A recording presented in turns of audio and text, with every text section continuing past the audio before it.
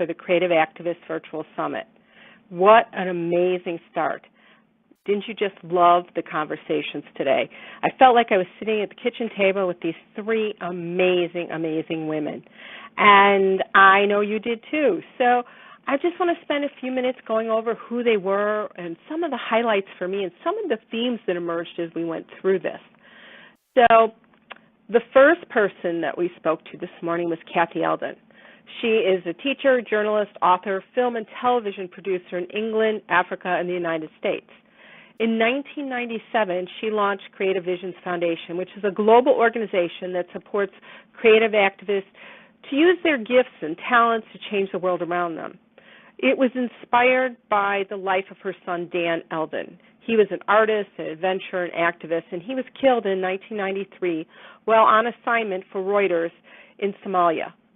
Since 2004, Creative Visions Foundation has acted as an incubator for more than 200 projects and productions by artists, filmmakers, playwrights, leaders of social movements on 5 continents, impacting over 100 million people. Pretty remarkable, isn't it? And I have to tell you, she trademarked the term creative activist. And when we met and talked about this, she said, "Oh, Ray, you are doing it just the way I envisioned it." And I coined it myself, not knowing that it had been trademarked. So I was so happy to meet Kathy and to know that we were in sync for that conversation and that I could use that title when I wrote my book and to go forward with this, because we are working together to make a difference in the world. We both fiercely believe that change comes through creative expression, that when you have a playwright, when you have an artist, a musician, when there is a piece of yourself, your heart expressed in this, it opens you up. You get to look at different social actions and you get to look at different ideas, and it does open your heart and mind in a way that you can bypass some of those judgments you've had all your life, and so that you are creating change. And I just love talking to her. She was also featured in my book, and I just had to have her again because there's so many things she's doing. She is growing her organization, and she talks about that in this conversation, how she's doing that. And now, instead of it just being in California, they have a section in Atlanta, in New York. They're opening one in London, and bringing people together in these convocations to support one another as they go on their journey. What I loved about her, she's so honest and vulnerable in sharing her story of healing from the death of her son. I can't even imagine what that's like. But she talks about it in such a way that it just touches your heart. She used writing. It's been a big tool of hers, writing, and she wrote one book that was, she's written books taking Dan's journals, and then she had one called Angel Catcher, a journal of loss and remembrance that she wrote. And she talks about how she uses writing books to heal her own life. When she was talking about finding her purpose, she has a book about that. She has another book. Right now she just has been working on a new documentary and a book about who cares? Looking after yourself while caring for someone else. Her husband was ill for quite a while. He recovered, but she found out what it was like to be that caregiver, and she wants to share that. And she's working on a documentary for PBS at the moment. So she's inspiring on so many levels.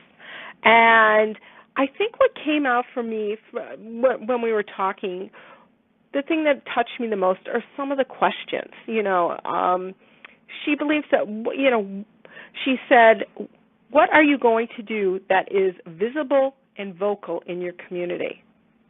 What is your passion? And I ask that all the time. What is your passion? What is your purpose and calling? And we all have one.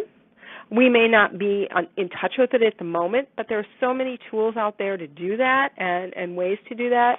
On my own website, if you go to thewinningadventure.com, I have what I call a visioning and goal-setting report. It's really not a report. It's an actual tool that will take you through a passion inventory. It'll take you through some of those things and creating a vision and diving into what are you really good at and what are your gifts and talents, and so that you start thinking about what is your calling and your purpose in life. So there are so many ways that you can make a difference. And I just love what she had to say. So I'd like you to think about tonight, what is your passion? And if you don't have an answer, that's okay, but think about it and start writing, journaling. It's really key, I think, to making a difference in your life and the people around you.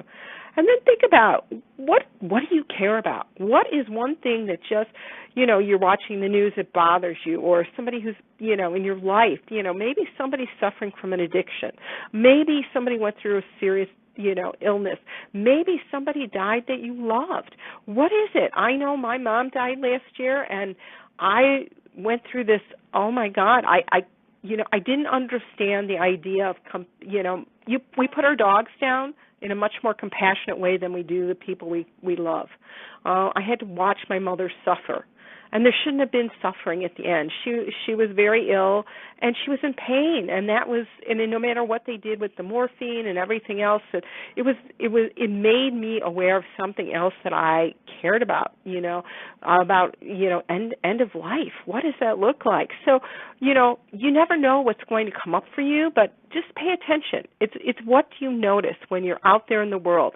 What strikes you? It could be you heard another story of globally about, not too long ago, a couple of weeks ago, there was a young woman killed because as an honor killing. Her brother, has no repercussions, and it's the law in their country, and nothing's being done, and that bothers me.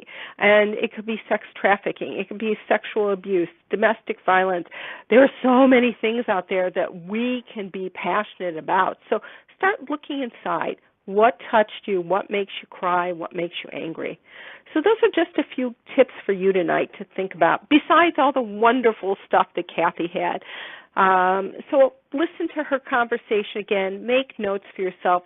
If you've registered, you realize that you get a sheet that asks you, to think about, what did you learn today? How are you going to apply it? What is one action step you're going to take in the next 24 hours? So again, think about that.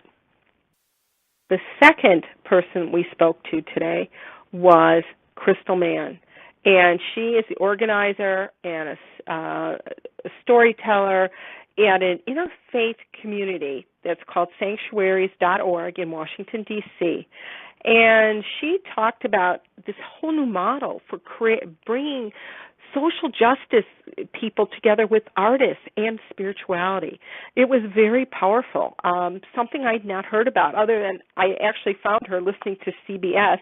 They had a special on this, and it was mind-blowing to me, and it was like, I was so excited about this that I had to track them down and find out more. And so I wanted to share this model with you. They're doing some really interesting work in their community in D.C. about organizing and dealing with issues that are going on, Section 8 housing, that kind of thing in their community. And what do you do about it? Because people are complaining, or they're going to lose their housing, or, they want those kinds of things. So they put together a program. Now, I'll explain a little bit about sanctuaries.org, but you're going to have to listen in to find out more. They have a performance group, and they joined with partners in the community, singer or rapper, and they put on a performance to educate people about some of the issues. They work together with community leaders. It's a new model of coming together. And I loved how they support artists who want to do this. And I think that you really need to spend some time looking at this. You will be amazed at what you can do. And she gives us some help and understanding about spoken art, so the spoken word. I said, you're a storyteller. No, she said, I'm spoken word. And she made a differentiation for me, which I didn't. It's poetry, it's oration, and that you can persuade somebody through your tonality, through your cadence, and things, rather than somebody just reading a piece of poetry. And I hadn't thought about it that way. So she talks about that, and I think that's really important. She shares with us that, art brings people together. They don't all have to look alike, but it is a way to embrace and community and invite people in. And that is one of the reasons we're having this Creative Activist Summit, so that you can find new models to take back to your own church, synagogue, or religious institution and say, wow, who else can we bring to the table? And that was the big question that we talked about. And I know I love that question. And who's not at the table? How can we attract them? I think this is a great opportunity and a model for you to look at and bring back to your community.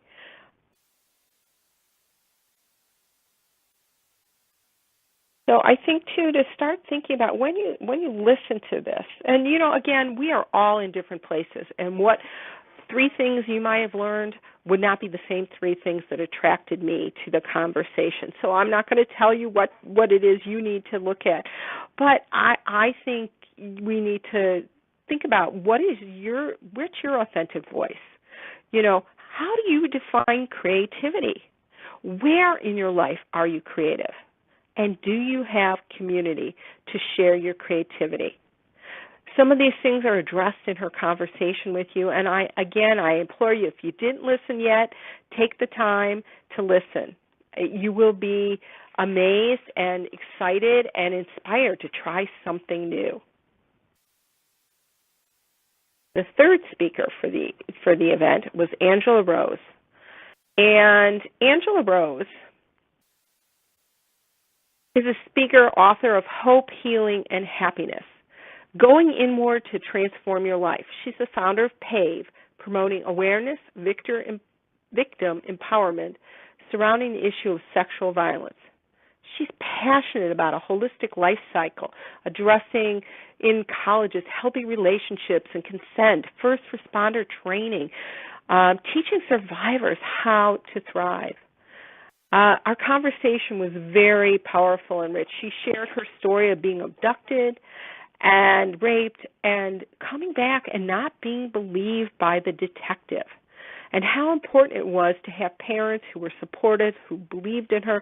And then they got two different detectives, and based on her, and this was very critical, and I've heard this before, but she said, with every breath, I am just going to focus on, I have a corner of my eye I can see out of, and I'm going to remember every detail, and I'm going to choose to remember every detail of this experience. I'm not going to block it out. And she was able to then give a description of this man who had already killed somebody. But it was because of her ability to do that. And it reminded me so much of Viktor Frankl. Now, Viktor was a Holocaust survivor, and his family was gone. He had only left a manuscript that he'd been working on, and he had shoved it under his mattress. And the Nazis found it, and they brought him naked before them. And at that moment, they were burning his transcript, and they saw he was wearing his gold wedding band, and they took it off his finger. And he said at that moment he had a choice to live, and to either be this victim, to just crumble up and die, or he has a choice. It's in his mind how he's going to respond to this. And that is a human right that we all have. How are we going to respond to the most horrible conditions, the worst things that could imaginably happen in our lives? I know for myself, that it was a choice to heal. I was sexually abused as a kid, and for years, I was just a mess. Even though I'd been in talk therapy for many, many years, I was devastated, and I lived in this world of, if you knew the real me, you'd run for the hills. I felt broken and defective, and even though I was surviving, and I had a wonderful husband and 2 great kids, I was depressed. I was miserable. It was affecting every aspect of my life, and at one point, my kids would go off to school, and I would crawl back into bed. It was, and lay there till they got home, and one day I sat down, I kept thinking, I want to live or I'm going to die because I can't live in this pain anymore. And I wrote this list of 81 horrible things that had happened to me throughout my life. And I got to 81 and I said, okay, this is it. I can't live this way anymore.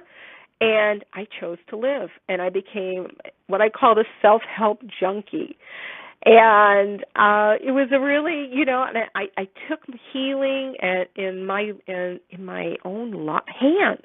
For the first time, I wasn't relying on the experts. I decided what I was going to do and how to do it. And I went out and I got 2 major books. One was Feel the Fear and Do It Anyway by Susan Jeffers, which was my mantra for many years, and Shakti Gwan's Creative Visualization, because I needed to have a vision of what else was possible, and I had never imagined anything else was possible. So just that was a little bit about me, but I want to go back to Angela and to tell you a little bit more about her story. And she decided to, when she went to college, she was 17 when she was abducted, so she had applied to the University of Wisconsin in Madison and gone up there. And what I love is she was ready to be an activist. She wanted to do something. And she looked around for an organization. She couldn't find what she was really looking for, so she did research. She wanted to see, where's the gap? What is it I'm really looking for?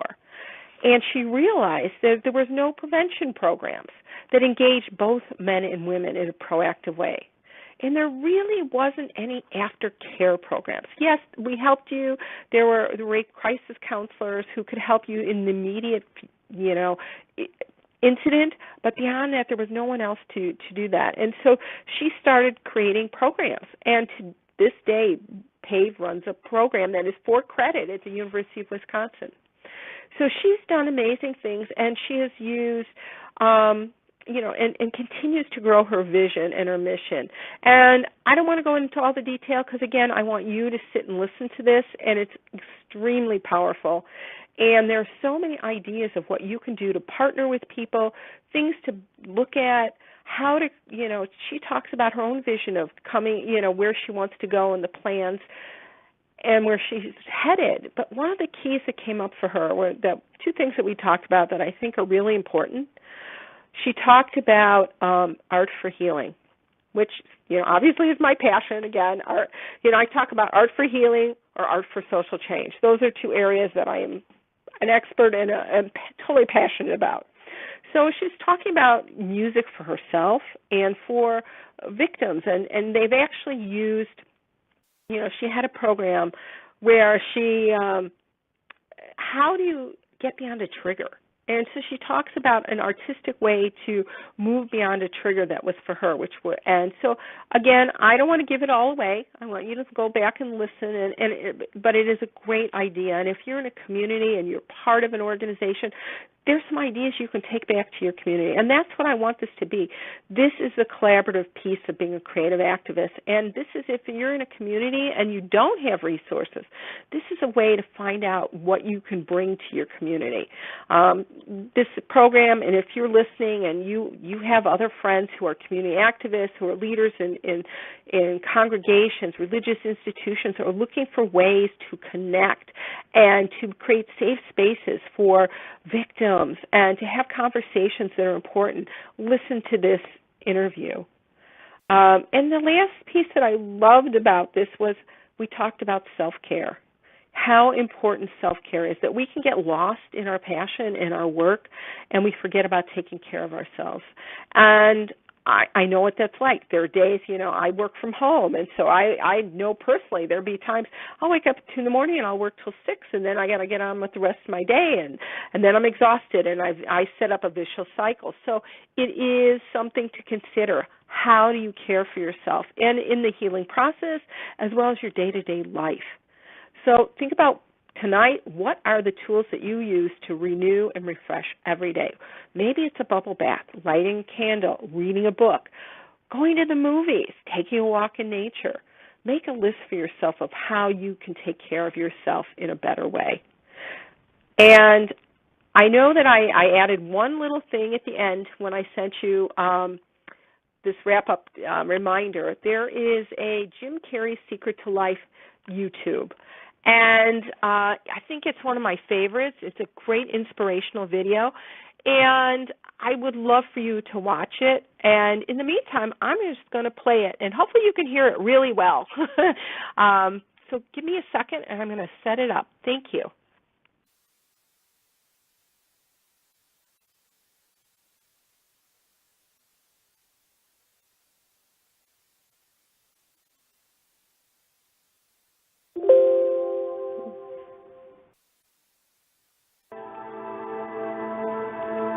My soul is not contained within the limits of my body. My body is contained within the limitlessness of my soul.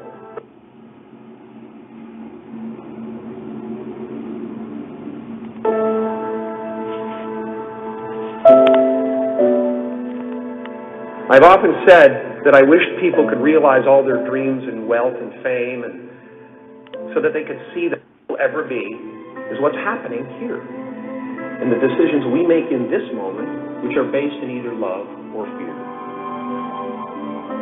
So many of us choose our path out of fear disguised as practicality. What we really want seems impossibly out of reach and ridiculous to expect, so we never dare to ask the universe for it. I'm saying that you can ask the universe for it. Life doesn't happen to you, it happens for you. As far as I can tell, it's just about letting the universe know what you want and working toward it while letting go of how it comes to pass. Why not take a chance on faith? Not religion, but faith. Not hope, but faith. I don't believe in hope. Hope is a beggar. Hope walks through the fire and faith leaps over it. You are ready and able to do beautiful things in this world. And after you walk through those doors today, you will only ever have two choices: love or fear. Choose love, and don't ever let fear turn you against your playful heart.